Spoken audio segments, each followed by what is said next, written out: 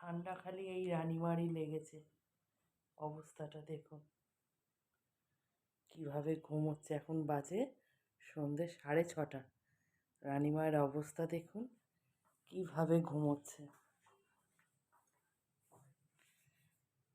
এই ঠান্ডায় উনি সেই যে ঢুকেছেন ঘরে দুপুরবেলা 2:30-এর সময়, সেই থেকে বিছনায় শুয়ে এইভাবে ঘুমোচ্ছে।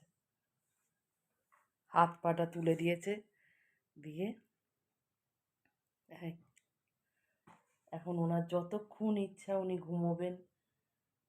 রাত্রি 9টা 9:30টায় উঠবেন, উঠে উনি খেতে বসবেন। এই যে রানীমায়ের অবস্থা, ওর এত শীত পেয়েছে, সে তো জোর করে ডেকে তুলতে হবে বিস্কুট খাওয়ার জন্য।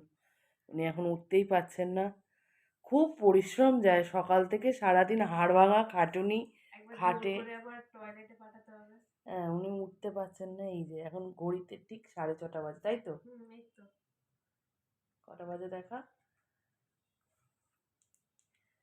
এখন ঘড়িতে 6:34। রানীমায়ের অবস্থা কি বলবে বলুন, এইগুলোকে কি বলা যেতে পারে? মানে কোনো সাড়া শব্দ নেই। এই যে রানীমা, ডাক্তারবাবু আপনার পেশেন্টরা এসে অপেক্ষা করছে, উঠবেন তো?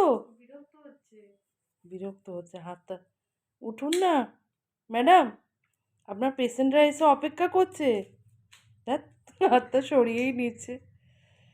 প্রচণ্ড ঠান্ডা ওরই লেগেছে, উঠুন না ম্যাডাম। কি অবস্থা দেখুন।